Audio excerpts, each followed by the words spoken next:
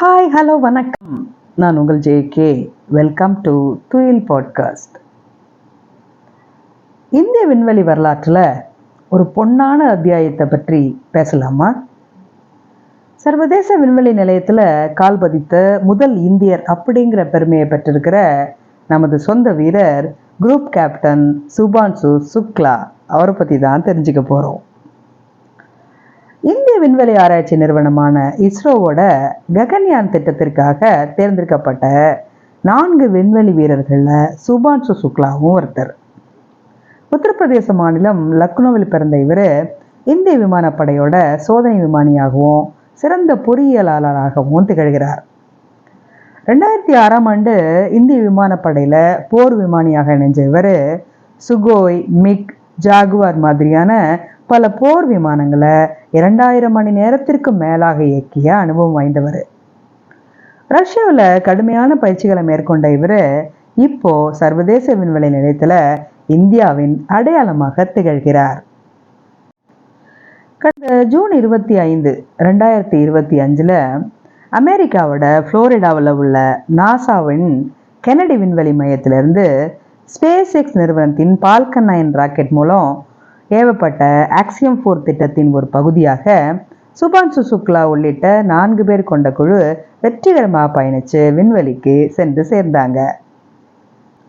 சுமார் 28 மணி நேர பயணத்திற்கு பிறகு 400 கிலோமீட்டர் உயரத்தில் இருக்கிற பூமியை சுற்றி வரக்கூடிய சர்வதேச விண்வெளி நிலையத்தோட இணைஞ்சு அவங்களுடைய டிராகன் விண்கலம் வெற்றிகரமாக இணைஞ்சது. இந்திய விண்வெளி வரலாற்றில் ராகேஷ் சர்மாவுக்கு பிறகு கிட்டத்தட்ட 41 ஆண்டுகளுக்கு பின்னாடி ஒரு இந்தியர் விண்வெளிக்கு சென்றிருக்கக்கூடிய ஒரு மகத்தான தருணம். அதுலேயும் குறிப்பாக சர்வதேச விண்வெளி நிலையத்திற்கு சென்ற முதல் இந்தியர் இவர் தான். சரி, விண்வெளி நிலையத்தில் என்ன செய்ய போகிறாங்க? சர்வதேச விண்வெளி நிலையத்தில் 14 நாட்கள் தங்கியிருந்து பல்வேறு முக்கியமான ஆராய்ச்சிகளை மேற்கொள்ள திட்டமிட்டிருக்கிறாங்க. இந்த ஆராய்ச்சிகளில் 7 சோதனைகளுக்கு சுபான்சு சுக்லா அவர்கள் தலைமை தாங்க இருக்கிறாங்க. பிராணவாயு, நீர் இல்லாத பகுதிகளில் செடிகள் மற்றும் பயிர்களுடைய வளர்ச்சி, மனித உடலில் ஈர்ப்பு விசை இல்லாத நிலையில் ஏற்படக்கூடிய மாற்றங்கள் போன்ற அறிவியல் பூர்வமான ஆய்வுகளில் அவர் ஈடுபடுறார். இந்த ஆய்வுகள் எதிர்கால விண்வெளி பயணங்களுக்கும் புவியில் உள்ள மனித இனத்திற்கும் மிக முக்கியமான தரவுகளை வழங்கும். நமது பிரதமர் நரேந்திர மோடி அவர்கள் சர்வதேச விண்வெளி நிலையத்தில் இருந்தபடியே நேற்று சுபான்சு சுக்லாவோட காணொளி மூலம் உரையாடினாங்க.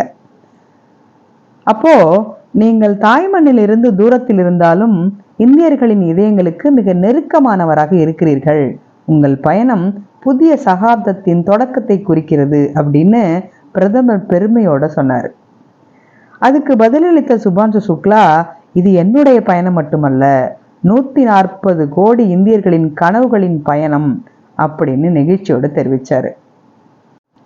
விண்வெளியிலிருந்து பூமியை பார்க்குறப்ப எந்த எல்லையும் தெரியல அப்படின்னும், ஈர்ப்பு விசை இல்லாத நிலையில வாழறது அற்புதமான அனுபவம் அப்படின்னும் பகிர்ந்துகிட்டாரு. சுபான்சு சுக்லாவுடைய இந்த விண்வெளி பயணம் இந்தியாவோட அறிவியல் மற்றும் தொழில்நுட்ப திறனை உலக அரங்கில் மீண்டும் ஒரு முறை பறைசாற்றி இருக்கு.